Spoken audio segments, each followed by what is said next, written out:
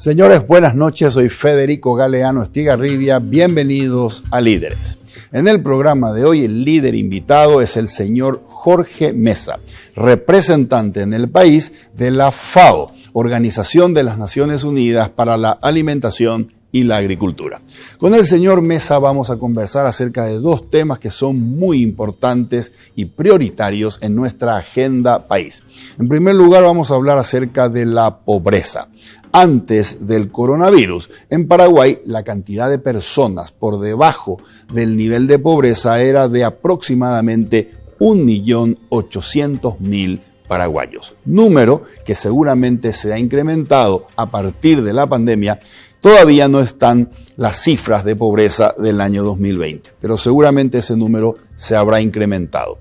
También vamos a hablar con el señor Mesa acerca de un tema muy importante, el combate contra el hambre y la desnutrición.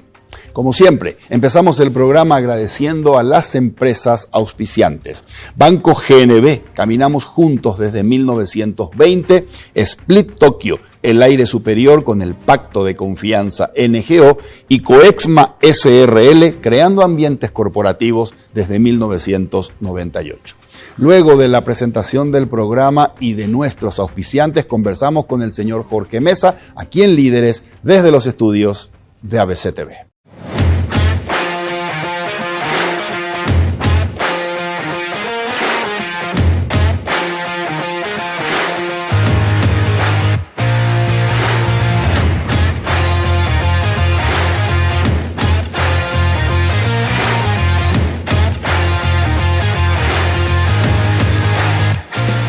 Líderes es presentado por Banco GNB, caminamos juntos desde 1920. Split Tokyo, el aire superior con el pacto de confianza NGO. Coexma SRL, creando ambientes corporativos desde 1998. Todo empieza con un paso, o con una simple idea que imagina el futuro, o con un saludo que transmite confianza. Y por eso, hoy iniciamos nuestro camino para convertirnos en el mejor banco del Paraguay, porque somos herederos de una gran historia, con raíces sólidas, que siguen creciendo gracias al compromiso de seguir caminando juntos, paso a paso. Banco GNB. Caminamos juntos desde 1920. Este Split no viene del futuro, pero parece. Su poderoso motor de 4 velocidades lleva el aire más lejos con la función iClean, que elimina restos de agua del evaporador, y iFeel para mayor confort. Frío en menos tiempo, aire más limpio. Algunos dirán que este Split tiene aires de superioridad, y tienen razón. Split Tokyo Extends, el aire superior.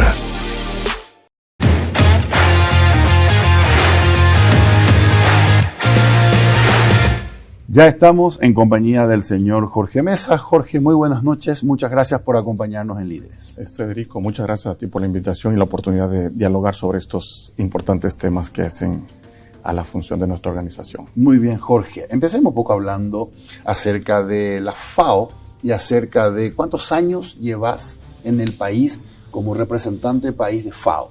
Mira, la FAO es una agencia especializada de la Organización de Naciones Unidas.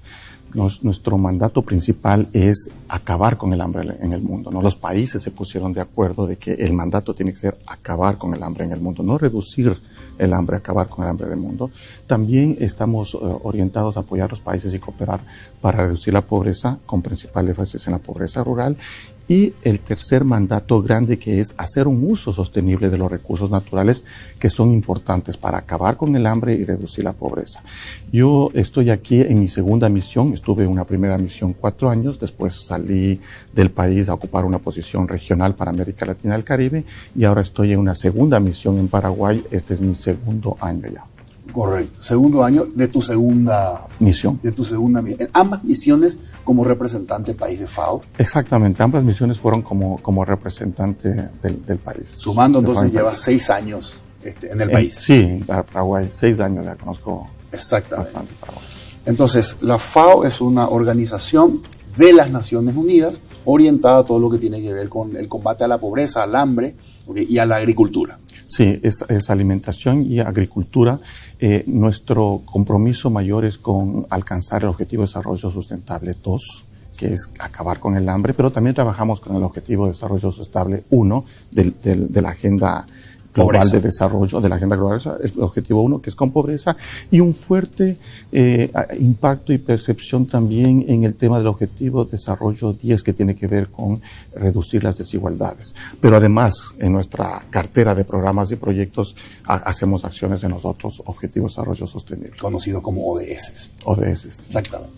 Jorge, permíteme que empecemos, antes de hablar directamente ya de lo que tenga que ver con el combate a la pobreza y al hambre y a la desnutrición. Tus reflexiones respecto a el COVID. ¿Crees realmente, Jorge, que esto empezó en un chino que comió un murciélago y que así empezó este virus? Bueno, realmente la causa de origen no está totalmente determinada, ¿no? La Organización Mundial de la Salud, junto con otras organizaciones, están buscando esa causa, pero no podemos definir con ese nivel de aseveración que comenzó de esa manera. Yo creo que hay que ser un poco responsables en el sentido de estar atentos a qué es lo que las investigaciones van derivando. Entonces, no. Pero lo que sí es cierto es que estamos frente a un gran problema que atañe a todo el mundo, en el cual en este momento, más allá de buscar culpables, estamos todos comprometidos con buscar soluciones. Correcto. Y reducir la carga del problema en los países, en el mundo, ¿no? Sobre todo los países que están en desarrollo y que todavía necesitan una asistencia técnica para lidiar con este problema en diversos aspectos de su vida y de su desarrollo socioeconómico. Sobre ese punto, sobre lo que vos denominás la carga, que es más pesada, sobre todo en aquellos países que están en desarrollo. Los países de la región de América Latina son países que antes del COVID ya venían arrastrando problemas importantes en términos de pobreza, en términos de desempleo, ¿ok?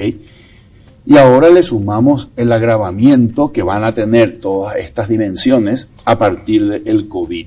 ¿Es nuestra región la más impactada en términos de consecuencias sociales, en términos de desempleo, en términos de pobreza, a partir de esta pandemia y la crisis económica? Mira, hay un tema interesante aquí.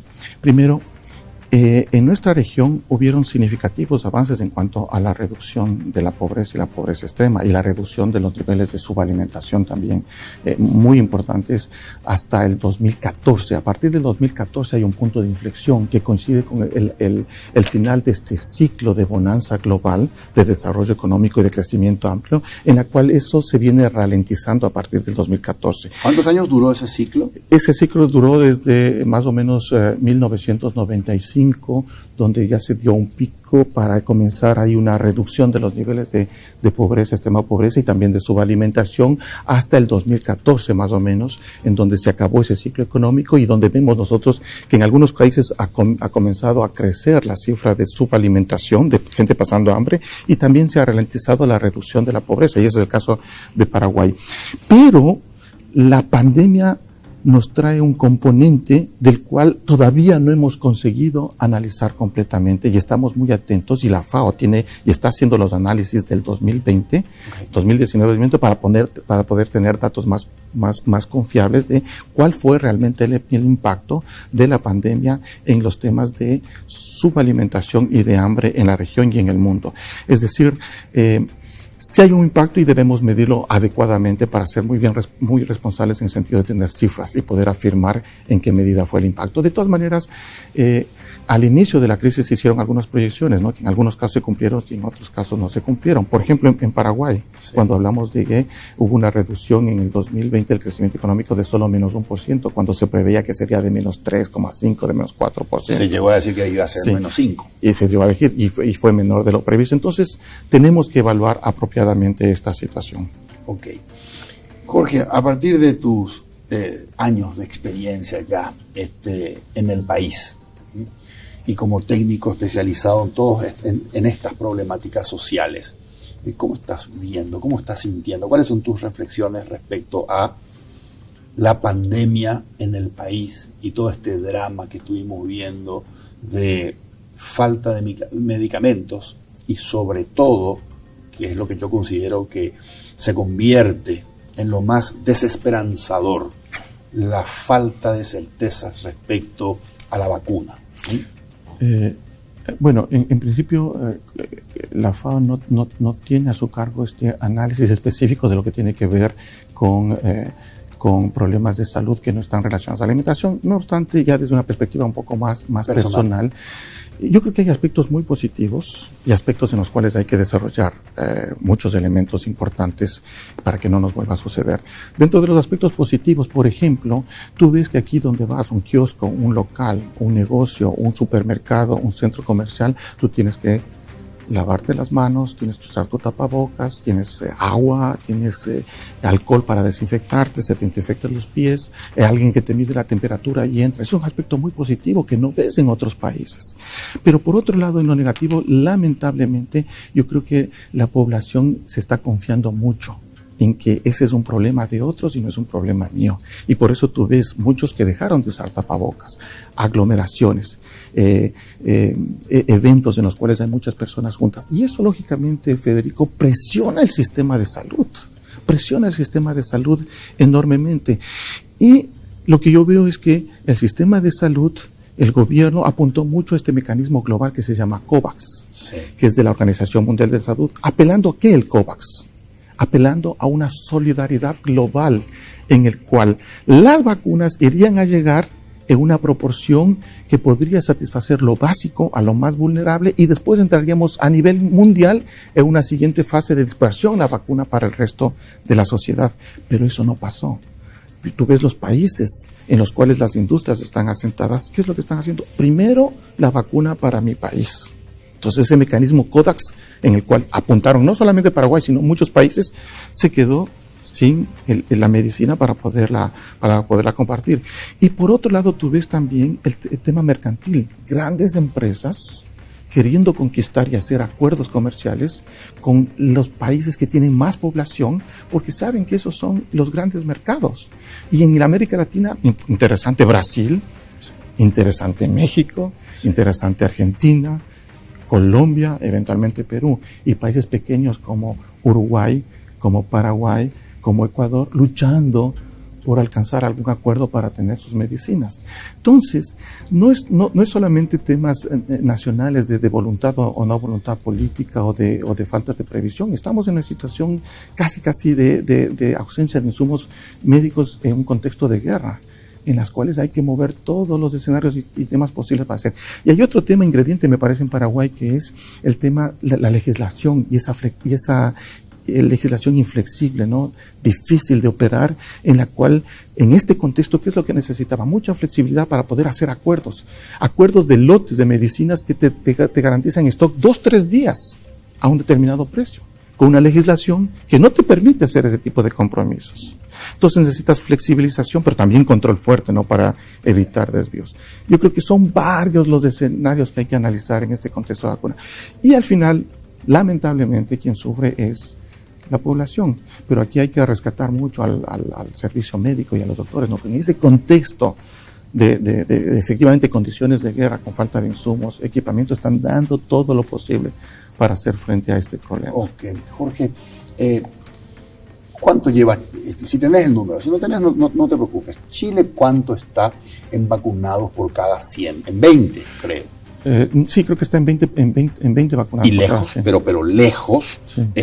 Por encima del resto de los países. Argentina creo que está en 1,1, sí. Brasil creo que está en 1,7, algo, y muy lejos Chile. ¿Por qué te parece que se da, no siendo Chile de los países que son más atractivos en términos de cantidad de mercado para las grandes corporaciones? Tiene que ver también con la calidad de la gestión gubernamental. Es que sí, tiene que ver con la calidad de la gestión gubernamental, pero está asociado a temas no solamente coyunturales del gobierno actual, sino de una larga trayectoria chilena, de una cantidad de acuerdos comerciales de libre comercio con varios países en el mundo que le dan ventajas competitivas a la hora de hacer acuerdos comerciales. Es decir, hay una historia construida y hay un modelo de desarrollo que ellos construyeron comercial, de libre mercado, abierto, con acuerdos de libre comercio, que les permite tener otros instrumentos, mecanismos de hacer rápidos acuerdos comerciales para traer la medicina. Entonces, es un contexto más que coyuntural, también estructural de los países, ¿no? Y esto tiene que servir de lección a los países para dos cosas, desde mi punto de vista: sistemas de salud saludables y sistemas de alimentación saludables, porque están interrelacionados. Reconocer a los médicos que están en el frente de batalla, luchando contra la enfermedad, y reconocer a los agricultores que están atrás en la retaguardia, produciendo los alimentos sin descansar, sin cerrar, para alimentar a una población que se aisló para hacer frente al virus. Entonces, pensemos, sistema de salud saludable y sistema de alimentación saludable, con agricultores empoderados, con mejores condiciones, produciendo alimentos saludables. Y ahí hay una interrelación que podemos hablar después sobre el tema de alimentación y salud, que es importantísimo, ¿no? Correcto. Hablemos un poco, Jorge, acerca de reducción de la pobreza. En Paraguay ha ocurrido un fenómeno positivo y muy interesante a lo largo de los últimos 15 años, sin contar todavía 2019 y 2020, solamente centrándonos en 15 años, periodo 2003-2018, y esto vos lo sabes bien porque manejas las estadísticas. Hemos tenido una reducción muy significativa en la pobreza. Creo que en el año 2002 el indicador de pobreza promedio país estaba en 55-57%, y el indicador 2019, medido por la Dirección General de Cuentas Estadísticas y Censos, promedio entre lo urbano y lo rural estaba en 23,5%, siendo el indicador 10 puntos más, 33,4 creo, cuando se trata de pobreza rural. Sí. Exactamente. ¿Cuál es tu evaluación respecto a la lucha contra la pobreza en el país? Mira, yo creo que hay que resaltar que hubo un gran esfuerzo nacional en la reducción de la pobreza y la pobreza extrema. Como tú muy bien dices, en el 2002, al inicio de los años 2000, teníamos 60% en Paraguay, 57-60% en situación de pobreza, y ahora llega al 23,5%, y de extrema pobreza 16%, y ahora es 4%, una reducción significativa. Pero nuevamente aquí, ese punto de inflexión se dio en el 2004, donde la velocidad de reducción se ralentizó hasta casi aplanarse. Y eso nos pone frente a un escenario de repensar la política que veníamos utilizando nacional para reducción de la pobreza.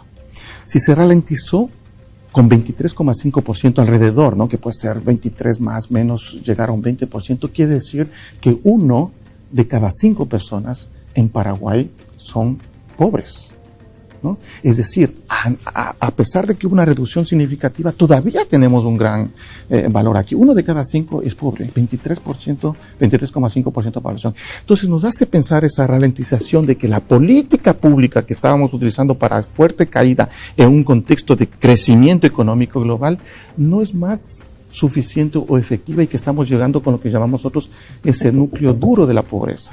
Difícil de perforar. Difícil de perforar, donde tú ya necesitas otro arreglo de políticas públicas para hacer frente, ¿no? Donde ya no es suficiente en esa lógica de permear el crecimiento macroeconómico para que llegue a la población pobre y que ellos vayan flotando y saliendo de la pobreza, sino política pública especializada en el núcleo duro de la pobreza, lo que implica articulación, integralidad de la política pública y políticas públicas nuevas. Eventualmente, muchos llaman a eso el asistencialismo. Sí. No, estamos hablando de inversión social para sacar a conciudadanos, a compatriotas, sacar de la pobreza.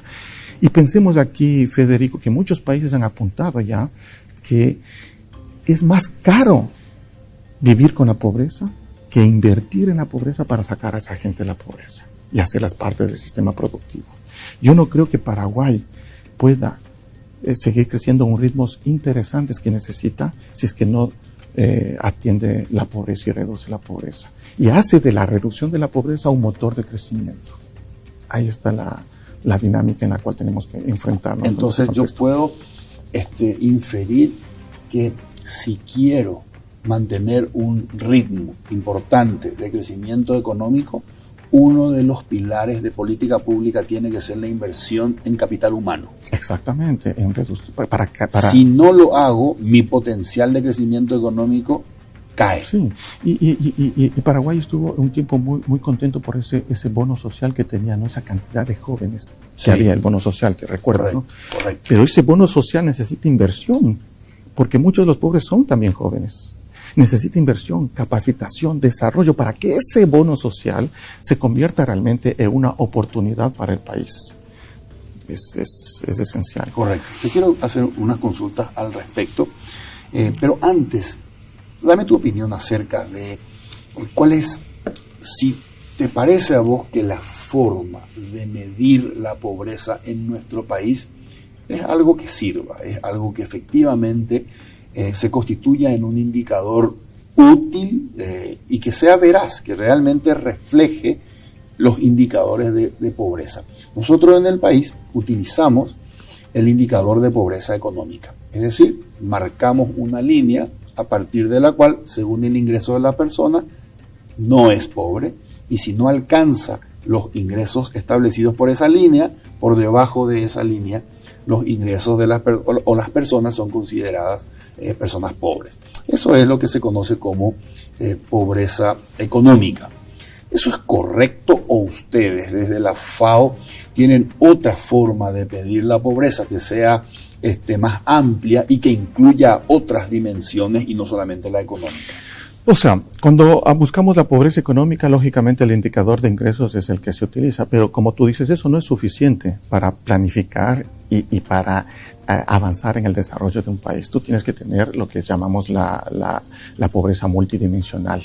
Y no solamente la FAO, sino la Organización de las Naciones Unidas promueve el uso de indicadores de pobreza multidimensional, es decir, ver mucho más allá de los ingresos. No solamente es suficiente tener ingresos, sino también tener acceso a servicios institucionales básicos esenciales. ¿Cómo está el tema de salud? Los ingresos que tiene le permiten acceder a salud, oportunidades de trabajo, capacitación, diversión o actividades que le permitan desarrollar su parte cultural, social. Todo eso hace parte de medir realmente si una población está en una situación de pobreza, no, lo multidimensional. Y es por eso, Federico, que las Naciones Unidas son las que impulsan, y los países que son las Naciones Unidas impulsan los 17 Objetivos de Desarrollo Sostenible, porque dicen, no, solamente tener en cuenta la pobreza o no pobreza no es suficiente. Necesitamos otros objetivos y otros indicadores para tener ese análisis multidimensional de la pobreza. Y nos estamos midiendo ahora, y la idea es que todos los países se midan ahora sobre la base de 17 Objetivos de Desarrollo Sostenible, donde hay sociales, hay temas planetarios importantísimos, hay temas institucionales que constituyen todo eso el bienestar de la población. En ese sentido, yo creo que Paraguay está en esa transición. Hay una comisión de los ODS que está haciendo esas mediciones, que está dando esa perspectiva de analizar el contexto de la pobreza o no pobreza desde una manera más multidimensional. ¿Y por qué? Porque el indicador, como tú muy bien lo apuntaste, el indicador de pobreza o no pobreza o pobreza extrema, por ejemplo, te esconde muchas cosas. 23,5% de población en situación de pobreza. Correcto. Pero en el medio rural, como tú lo dijiste, 33,4%. Y en el medio urbano, 17%.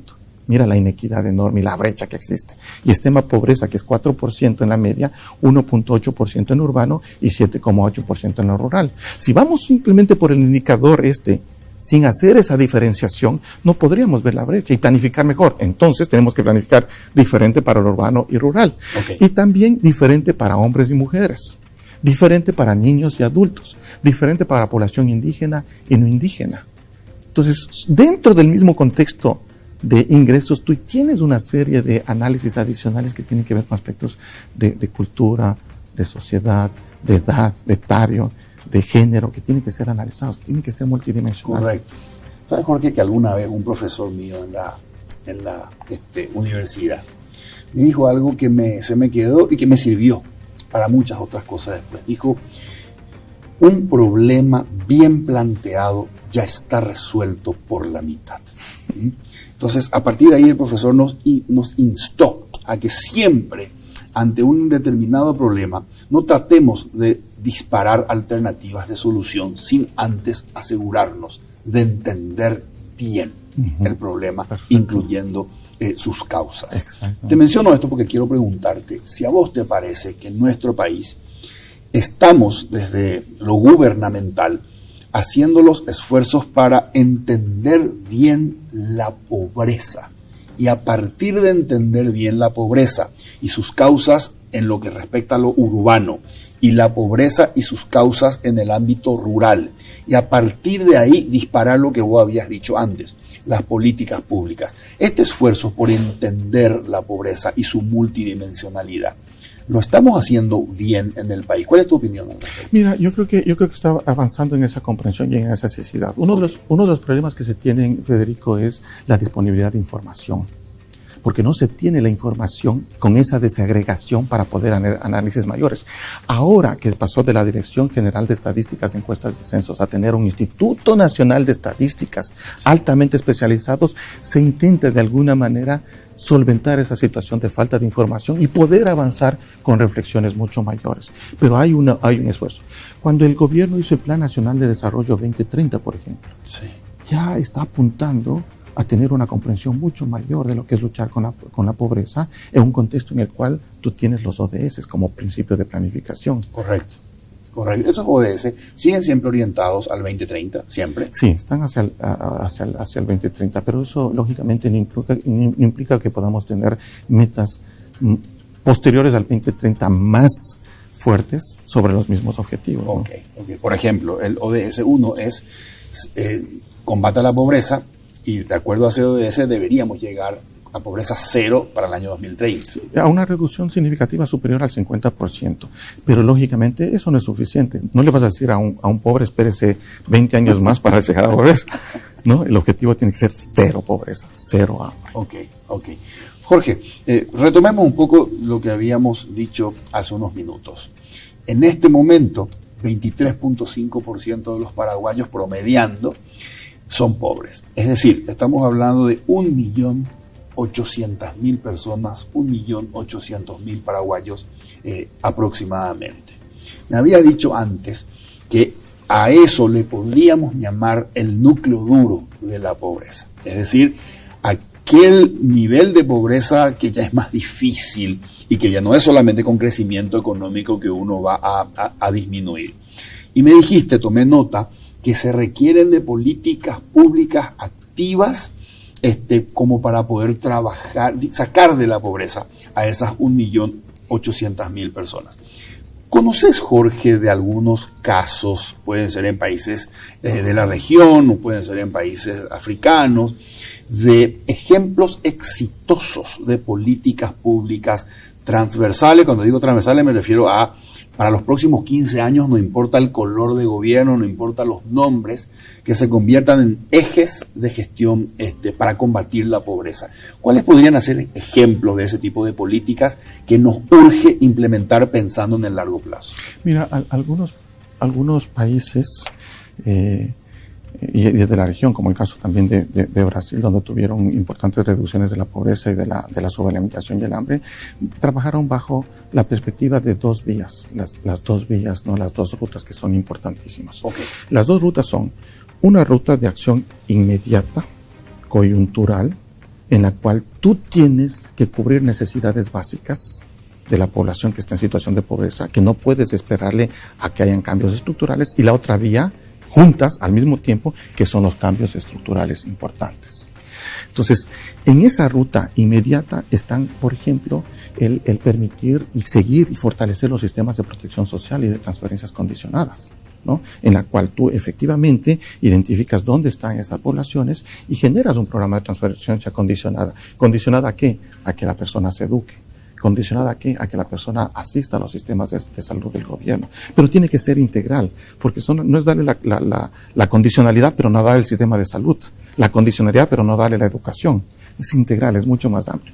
Y el otro, más estructural, que es corregir aspectos que no permitían que esa persona, por ejemplo, acceda a educación primaria, secundaria de calidad o a la universidad incluso, o que no tenga acceso a créditos de inversión porque están fuera del sistema bancario privado tradicional. Entonces son en las dos rutas, ¿no? Y así hay ejemplos exitosos y en el Brasil hemos estudiado bastante sobre cómo lograron ellos reducir significativamente la pobreza con este enfoque de dos vías, ¿no? Y otros países también. Ok, entonces, si te entendí bien, la primera ruta, la ruta de la acción inmediata, es una ruta que de alguna manera compensa las necesidades de la población en situación de pobreza. Sí. Y esta ruta número 2, que le llamaste cambios estructurales, transforma. Exactamente. Okay, con una compenso a través de asistencia y con la otra transformo para ir generando ese cambio. Claro, es que la población en situación de pobreza tiene que conocer su ruta de salida de la pobreza. Lo peor que tú puedes tener es un pobre que no sabe, que no tiene perspectiva, que no tiene ni siquiera anhelo de salir adelante porque no conoce la ruta. Pero si tú estableces, el gobierno tiene que establecer la ruta. Mira, la ruta es esta ayuda social y esta salida de su situación de pobreza para convertirte en un incorporado, productivo, y esto implica estos pasos. Hay que trazar la ruta con ellos, trazar esa ruta. Cuando tú le das solamente, alguien llega, le da asistencialismo, que si es asistencialismo, cuando es un dinero ahí para que vea qué pasa, no funciona. No. Eso hemos aprendido hasta la saciedad en el sector agropecuario de toda América Latina. Cuando nosotros veíamos, le decíamos pequeño agricultor, porque pensábamos que era un elemento más del sistema productivo. Tú le das los insumos y va a plantar y van a salir las plantas y va a cosechar y se va a hacer rico. Funciona. ¿Por qué? Porque no es un elemento único del sistema productivo, es una familia, es un padre de familia que está ahí, que necesita, además de la semilla, la tecnología, la asistencia técnica, necesita los otros servicios institucionales que el Estado da a todos. Salud, educación, comunicación, conectividad, información. Si no le das todo eso integral, ¿cómo esperas que con las semillas salga de la pobreza? Es un aprendizaje, ya no podemos tener el programa de entrega de semillas, no funciona. Es un tema integral. Y cuando yo te mencionaba políticas más integrales, estructuradas, articuladas, para realmente tocar el núcleo de la pobreza, es eso, ver la integridad del programa. Y tal vez no necesariamente sean cosas nuevas, grandes, diferentes, sino articular lo que se tiene, coordinar mejor, llevar con una perspectiva de integralidad y definir con ellos la ruta. Mira, por aquí, si transitas por aquí, sales de la pobreza. Eso hay que darles. En esta ruta 2, ¿es el Ministerio de Educación el pilar fundamental para poder abrir esa puerta al cambio de situación? Son como base 3 cosas, ¿no? Okay. Tú sabes, salud. Sí. Salud, tú tienes que tener educación y tienes que tener alimentación. Eso es lo básico, ¿no? Tienes que tener alimentación. Entonces, los ministerios que están a cargo de salud, educación y alimentación son esenciales en esta ruta de la pobreza, pero además tienen que tener capacitación y posibilidades de empleabilidad. Entonces, tú tienes también el Ministerio del Trabajo, tienes el Ministerio de Industrias que tiene que orientar qué tipo de capacitación sería interesante que reciban para poder ser absorbidos por el sistema empresarial productivo. Entonces, es básicamente la integralidad. Lo importante aquí es la planificación apropiada y un ente rector fuerte de articulación, como la Secretaría Técnica de Planificación para el Desarrollo Económico y Social, que es el que tiene que poner las piezas donde se necesita para que eso funcione y darle fuerza a esa secretaría. Okay. Para que prime lo planificado a lo económico, porque tú sabes la situación que tenemos en muchos países, no solamente en Paraguay, sí, donde la planificación se define por lo económico. Sí, absolutamente. Entonces, sí, tenemos que balancear para que lo económico se defina por lo planificado. Porque tenés alguna estadística, alguna vez vi una estadística acerca de porcentaje de las mujeres en zonas rurales que no trabajan. Sí, a ver, el porcentaje de las mujeres que trabajan es altísimo. El problema es que no trabajan remuneradamente. Yo creo que vale la pena siempre partir de esa percepción, ¿no? De que ellas trabajan, pero no son remuneradas. ¿Te estás refiriendo a trabajos hogareños? Sí, trabajos hogareños de cuidados donde no tienen remuneración, pero trabajan. Okay. Entonces lo que podemos decir es, el porcentaje de mujeres que trabajando no reciben ningún tipo de remuneración es alto. En el medio rural es altísimo, puede llegar al 60-70% de las mujeres que tienen ocupación, están ocupadas el día a día trabajando en sus hogares, en sus cuidados, haciendo ciertas cosas, pero no tienen remuneración, no tienen ingresos, no tienen la posibilidad de planificar su desarrollo, ¿no? Eso es bastante alto en las mujeres. Ok, ¿y cómo yo puedo romper eso? Esas mujeres, 60-70% mujeres paraguayas en zonas rurales que hacen trabajos en sus hogares y que no, obviamente no tienen una remuneración por ese trabajo. ¿Pueden esas personas aspirar, soñar con tener un trabajo o cuidar a los chicos pequeños o cuidar a los ancianos? ¿Les imposibilita pensar en esa posibilidad? A ver, el hecho de ocuparse del tema de cuidados les dificulta mucho a ellos y casi les excluye del sistema laboral formal, ¿no? Ellos, por lo que tú dices, por cuidar a los niños, cuidar a los adultos mayores, cuidar la casa, cuidar la huerta para la alimentación inmediata, y la falta de educación y acceso a educación les dificulta a ellos tener una ocupación laboral formal donde puedan ganar sus ingresos, ¿no? Casi las marginaliza a esa situación. Pero por eso es que junto con ONU Mujeres y el Ministerio de la Mujer se está hablando de la Política Nacional de Cuidados, que es una política que primero hace ver a la sociedad la importancia del trabajo femenino no remunerado para toda la sociedad, no solamente para el núcleo familiar. O sea, el hecho de tener hijos no solamente es importante para el núcleo familiar, sino para toda la sociedad. El hecho de cuidar a los adultos mayores no solamente es importante para la familia, sino para la sociedad. Es una persona que tuvo su vida productiva y ahora hay que cuidarla. Entonces es una actividad que tiene que ser primero reconocida, para que no suceda eso de decir no trabajan, porque sí trabajan, sino que no son remuneradas. Y segundo, para buscar mecanismos en los cuales esas mujeres que tienen esa ocupación laboral, que es cuidar al adulto mayor y a los niños en la casa y al hogar, puedan tener ingresos, que hay un reconocimiento social, que no necesariamente tiene que ser ingresos sustantivos, pero ingresos básicos. Están trabajando en una actividad que es importante para la sociedad. Ese es uno de los aspectos de la política de cuidados, reconocer eso y remunerar eso, lógicamente con condicionantes, con aspectos importantes de verificar hasta cuánto es posible, cuánto no es posible, pero reconocer y valorar y pagar esas actividades de cuidado que ellos tienen. A través de una asignación del Estado. Puede ser del Estado, puede ser como un complemento salarial a los trabajadores hombres. Okay. Diversas maneras, ¿no? Pero reconocer eso y buscar la valorización y el pago de ese trabajo de cuidados, que es importante. Ok. Jorge, cambiemos un poco de capítulo porque me interesa mucho otra de las áreas clave o prioridades que ustedes tienen, que tiene que ver con la calidad alimentaria y el combate al hambre. ¿Cómo está Paraguay en términos de combate al hambre y a la desnutrición en comparación con Paraguay de hace 15 años atrás y en comparación también nuestros indicadores de lucha contra el hambre y de la desnutrición en comparación con la media o con los promedios de la región? Mira, hace 10 años atrás Paraguay tenía 10% de personas en situación de subalimentación, 10%. Ok, hace 10 años atrás estamos hablando de 2011. 2011, sí, más o menos, 2011, 2010, 2011 tenía 10% de subalimentación. Y ahora tenemos... Perdón, definime subalimentación. Sí, subalimentación son las personas que no tienen acceso a los alimentos mínimos necesarios para poder vivir físicamente adecuada e intelectualmente adecuada, que se define como estándar general global. Varía, lógicamente, dependiendo de ciertos factores, pero se define como 2.100 kilocalorías. Entonces, que ni siquiera alcanzan las 2.100 kilocalorías. 10% de la población. 2.100 kilocalorías día. Día por persona.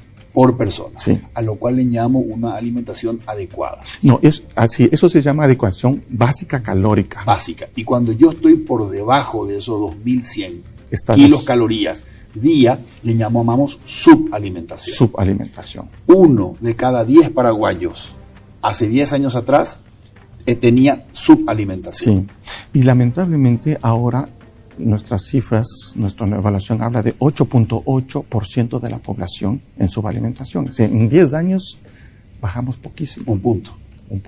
Hubo en el 2014 nuevamente donde llegó a 7,7%, pero ese fue el punto de inflexión y ahora está subiendo y ahora estamos 8,8%, que es alto. Comparemos 8,8 antes de COVID. Antes del COVID, y tenemos que medir. Ahora estamos muy atentos a las mediciones que vendrán de la FAO después del COVID. Y aquí tenemos que añadir lo siguiente, en un contexto más regional. En América del Sur, la media es 5,5%. Paraguay está con 8,8%. Ok, este mismo indicador, media regional, 5,5. Sí, de América del Sur. Nosotros estamos 8.8. Okay. Tú tienes países como, por ejemplo, Venezuela, que llega al 31,4%. De subalimentación, Bolivia 15,5%, inmediatamente después está Ecuador y Paraguay con 8,8%, que es alto. Y comparemos entonces con los países vecinos. Brasil, antes del COVID, tenía menos del 2,5% de la población en situación de subalimentación, lo que nosotros llamamos, aquí ya no es más endémico el hambre en ese país. Hay que medir ahora qué pasó. Uruguay también menos del 2,5%, y tú tienes a Chile y a Argentina con 3,5%. Y en procesos de reducción, que estaban en procesos de reducción, hay que medir después de la pandemia. Y en el medio, Paraguay con 8,8%. Ok. No se sostiene. Correcto. Si alguien te pregunta desde afuera del país, ¿qué porcentaje de los paraguayos pasa hambre? ¿Cuál sería la respuesta? Yo diría que pasan hambre, 8,8% de la población pasa hambre en Paraguay. Pero hay que entender que el concepto de hambre es un poco más amplio que solamente la subalimentación. El hambre es por deficiencia o por exceso, ¿no? Tenemos la mala alimentación, que tiene la subalimentación, y el exceso, que es la obesidad y sobrepeso, que también hacen parte del problema del hambre, porque quiere decir que no se está alimentando bien. Está comiendo, pero no se está alimentando bien, ¿no? Entonces, ahí también tenemos una situación un poco difícil de entender, que llamamos a una persona que está obesa o con sobrepeso, que está con hambre, pero no se está alimentando bien, ¿no? O sea, su cuerpo no está haciendo una ingesta apropiada de alimentos. Por eso llamamos parte de la problemática del hambre también la sobrepeso de peso o de la malnutrición. Y ahí, tú sabes, tenemos indicadores bastante fuertes en Paraguay, que llegan al 20,3% de los adultos mayores de 18 años en situación de obesidad, y los niños mayores de 5 años a 12,4%. A ver. Me interesan estos números. Estamos hablando de obesidad. El 20,3% de los paraguayos mayores de 18 años sufre de obesidad. Sí. Y el 12,4% de los niños menores de qué edad? 5 años. Menores de 5 años sufre de obesidad. De sobrepeso. De sobrepeso. Sí. Ok. Ahora, 20,3% de los paraguayos mayores de 18 tienen problema de obesidad, que no es lo mismo que sobrepeso. ¿Es correcto? Sí, obesidad es mayor, con mucho más peso. Sobrepeso es cuando tú pasas lo apropiado para tu altura, tu edad, tienes un peso mayor al que se estima. ¿Qué porcentaje de los paraguayos mayores de 18 tenemos problemas de sobrepeso? Si sumas sobrepeso y obesidad, llega al 53,5%. Es decir, en poquito sobrepeso más de uno. Y obesidad, 53,5% de la población. Y solo sobrepeso es del 20,3%. Solo obesidad. Solo obesidad. Solo obesidad, 20,3%. Sí. Que serían 2 de cada 10 paraguayos mayores de 18 años tienen un problema de obesidad, que es un problema de sobrepeso serio. Sí. Ahora, 53,5% significa que 1 de cada 2 paraguayos mayores de 18 años tiene problema está con unos kilos de más. Sí. ¿Es correcto? Es correcto. Y estos son señales, ¿no? Son indicativos del nivel de alimentación que tenemos, o de la calidad de la alimentación que tenemos en el país, ¿no? Por un lado, como te había dicho, la subalimentación, sí. Mala alimentación, 8,8%. Sobrepeso y obesidad con 20,3%, 53,3%, y en niños 12,4%. Pero hay otro tema indicador que no debemos perder de vista sobre la mala alimentación como indicador de una alimentación no apropiada, no digamos mala alimentación, sino no apropiada. La alimentación está relacionada también con el desarrollo de enfermedades no transmisibles, como por ejemplo los problemas cardiovasculares, cáncer, diabetes, como problemas también respiratorios crónicos.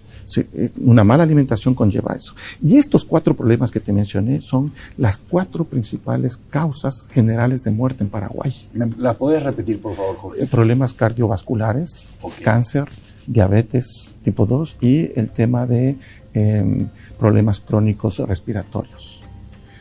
Y esas 4 enfermedades no transmisibles son las principales causas de más muerte en términos generales en el Paraguay, y están asociadas a la alimentación. No quiere decir que la alimentación es el que genera eso, porque hay una predisposición genética en la persona, pero la alimentación detona ese tipo de predisposiciones genéticas. Cuando no te alimentas bien, tienes estos problemas. Entonces, subalimentación, sobrepeso y obesidad, y muerte por enfermedades no transmisibles que están asociadas con temas de alimentación. Correcto. Son las señales que te está diciendo, mira, nos estamos alimentando mal. Ok. Así que es muy importante este tema que ustedes trabajan de la alimentación para dar mayor calidad de vida a los paraguayos y elevar también la cantidad de años promedio que vivimos. Sí. Esa mala alimentación, que puede ser, por un lado, una de las caras de la moneda, la subalimentación, y la otra cara de la moneda, problemas de sobrepeso y obesidad, están generando o pueden estar traccionando de alguna manera las 4 principales enfermedades no transmisibles que son causas de muerte en los paraguayos. Enfermedades cardiovasculares, cáncer, diabetes y enfermedades respiratorias. Sí, y lo peor de esto es que esas mismas causas son comorbilidades para el COVID. Entonces ahí es donde tú conectas, mira, por un lado, alimentación adecuada, ¿no?, con el tema salud. Y por eso yo decía al inicio, sistema de salud saludable, sistema alimentario saludable. Eso es lo que tenemos que trabajar. ¿Por qué no comemos bien? ¿Y seguramente esto es multifactorial, es decir, no hay un solo factor. Uno de los factores claramente es la limitación presupuestaria. O sea, uno come de acuerdo a los ingresos que tiene. Pero hay otros factores no relacionados con lo económico. Puede ser factor cultural, por ejemplo, lo que nos gusta comer más allá de que no convenga. Sí, correcto. Fuertemente el tema de ingresos es importantísimo. Realmente uno come en la función de lo que le alcanza el dinero para comprar, pero también aquellos que tienen para comprar se alimentan mal. ¿Por qué? Porque hay elementos culturales en la alimentación que no han sido adecuadamente cultivados, ¿no? Que es una alimentación sana, diversificada, con muchas frutas y verduras. Pero además de eso, también tenemos situaciones en las cuales no tenemos un mercado que pueda, es decir, un sistema productivo que atienda a ese mercado, y por eso tenemos valores en determinados momentos altos para frutas y verduras.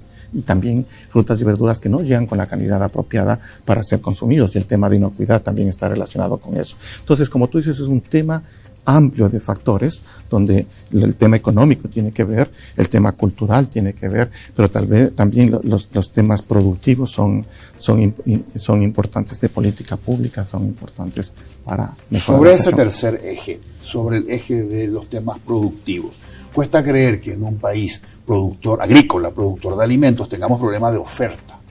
Sí, exactamente. Uno de los problemas, yo creo que es que tenemos que trabajar más con los pequeños agricultores familiares. ¿Por qué? Porque son ellos los que producen alrededor del 60% de los alimentos que se comen en el país. 60% de los alimentos. Y ellos ocupan el 6,3% de las áreas cultivables del país, ¿no? Entonces, tú tienes estos pequeños agricultores que en una área no tan sustantiva están produciendo el 60% de los alimentos. Con asistencia técnica, con insumos, con tecnología, fácilmente ellos podrían producir el 100% de lo que necesita un país, e incluso llegar a niveles adecuados para exportar frutas y verduras, que son los que producen frutas y verduras. Ahí tenemos que sopesar un poco, no es lo uno o lo otro, pero mira, el mercado de exportación de carnes a nivel global movilizó en el 2018-2019 $140 mil millones. Y el mercado de exportación de frutas y verduras, $138 mil millones, casi lo mismo que el de carnes, ¿no? Y el de frutas y verduras en menos volúmenes movilizados, porque son productos costosos. Y Paraguay tiene la posibilidad de tener una expansión rápida, con pequeños agricultores muy bien entrenados, capacitados, con asistencia técnica, de crecer la producción de frutas y verduras. No estamos participando de ese mercado donde podría ser, al igual que la carne. Carne sí participamos, pero necesitamos fortalecer también los pequeños agricultores, ¿no? Los medianos agricultores, para poder capturar esos mercados. Y como te digo, no es lo uno o lo otro, son varias cosas al mismo tiempo que tenemos que ponerlas en el mercado para generar ingresos y divisas. Ok. ¿Y cuál te parece, Jorge, que es o que son los factores clave y decisorios como para que podamos tener un crecimiento en productividad y en calidad a nivel producción de alimentos rurales? ¿Es el acceso a la tecnología el factor decisivo? Es asistencia técnica, okay, para los productores, acceso a la tecnología es importantísima, acceso a créditos en condiciones que puedan ser pagados por los pequeños agricultores, información de mercado, apoyo para la estandarización de la producción, acompañamiento permanente, ¿no? Esa es parte de la necesidad. Okay. Después, lógicamente, servicios más especializados para la comercialización de frutas, verduras, en un contexto global, ¿no? Donde hay disputas comerciales, pero hay una demanda creciente. Ok, qué bueno, porque quiere decir que el día de mañana esto puede ser un motor de ingresos económicos vía exportación para el país. Exactamente. Ok.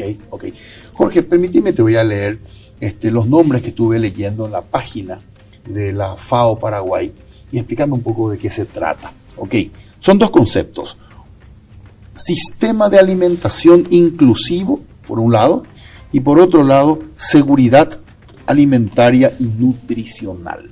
Dos programas que están siendo implementados por la FAO. ¿Qué es este sistema de alimentación inclusiva y este programa de seguridad alimentaria y nutricional? Ok, mira, la FAO se enfoca en alcanzar el derecho universal a la alimentación adecuada. Ese es un derecho universal indiscutible, aprobado por todos los países. ¿Cómo llegamos a hacer efectivo ese derecho universal a la alimentación adecuada? Es a través de la seguridad alimentaria y nutricional. Y la seguridad alimentaria y nutricional es un concepto técnico, un programa técnico que te dice, pon atención en 4 elementos, en 4 pilares básicos. Okay. El primer pilar es la disponibilidad, es decir, que hayan alimentos. Tienen que haber alimentos, eso implica producción de alimentos. Pero el segundo pilar te dice, no es suficiente que hayan alimentos, tiene que haber estabilidad en la producción. Es decir, que siempre los alimentos tienen que estar ahí. No puede ser que estén una vez, otra vez no está, el siguiente año no existe. Y el tercer pilar es, además de que haya la disponibilidad, la estabilidad de los alimentos, tiene que haber el acceso económico y físico a los alimentos, ¿no? Entonces, y ese acceso económico y físico a los alimentos es lo que nos lleva a trabajar con el tema de la pobreza y reducir la pobreza para que haya acceso, que las personas puedan producir sus alimentos o puedan tener los recursos para adquirir los alimentos. Pero la seguridad alimentaria dice no, pero pone además atención al cuarto pilar, que es el uso nutricional de los alimentos. Es decir, cómo esos alimentos están siendo utilizados y en qué medida para generar una vida físicamente adecuada y una vida intelectualmente apropiada. Eso es seguridad alimentaria. Entonces, nuestros programas tienen que enfocarse en esos pilares, no solamente en producir, no solamente en el acceso, sino al producto, no solamente en la nutrición.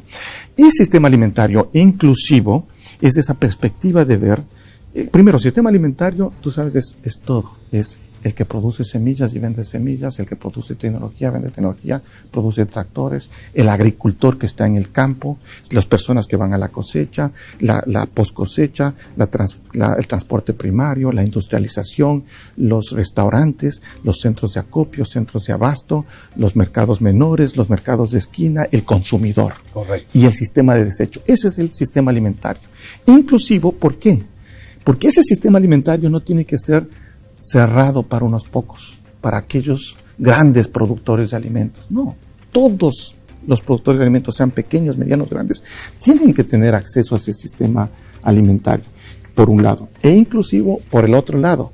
Es decir, que no sea un sistema que solo alimente a una clase que puede comprar alimentos, sino que alimente a todos. Correcto. Incluso a los que están en situación de pobreza extrema. Por eso. Inclusivo desde la oferta e inclusive desde el consumo. Sí, inclusivo en ambas. En ambas caras, pero en toda la cadena, ¿no? Y ahí tenemos una serie de otros aspectos. Correcto. Jorge, me llamó mucho la atención un dato que acabas de pasar y tomé nota. ¿Es correcto? 6,3%, perdón.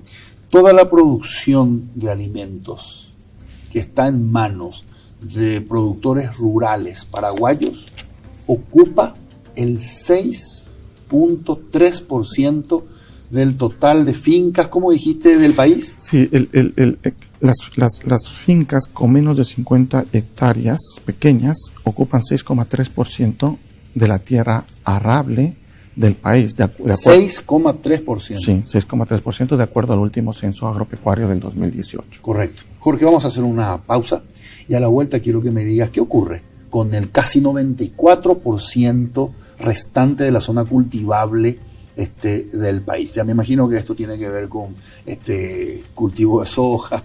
Hablamos de eso con a mucho la vuelta gusto, de la pausa para cerrar gusto. el programa. Hacemos una pausa. Antes permítanme comentarles que los muebles que utilizamos en Líderes son de Coexma SRL, creando ambientes corporativos desde 1998.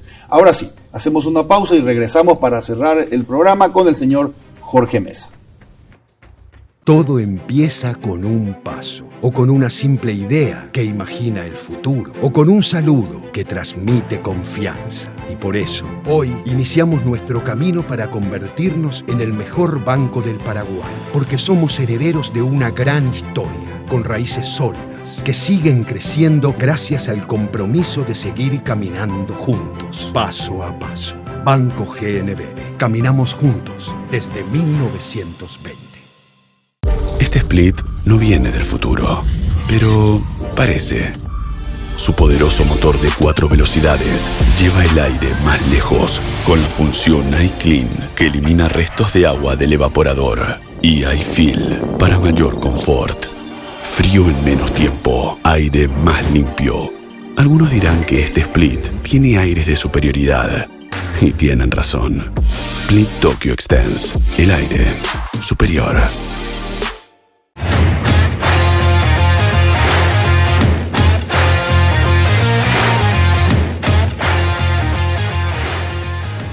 Seguimos con el señor Jorge Mesa, representante en el país de la FAO, Organización de la Agricultura y de la Alimentación, dependiente de las Naciones Unidas.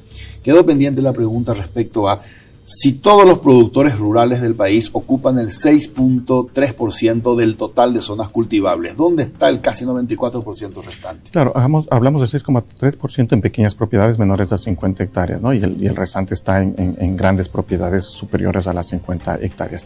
El índice de Gini de concentración de la tierra en Paraguay es 0,94 el índice de Gini. Esto implica una desigualdad. Casi llegando a la peor, que es 1. Sí, desigualdad perfecta o concentración extrema. Esa es la situación que tenemos en Paraguay. El índice de Gini en Paraguay. De concentración de la tierra, 0,94.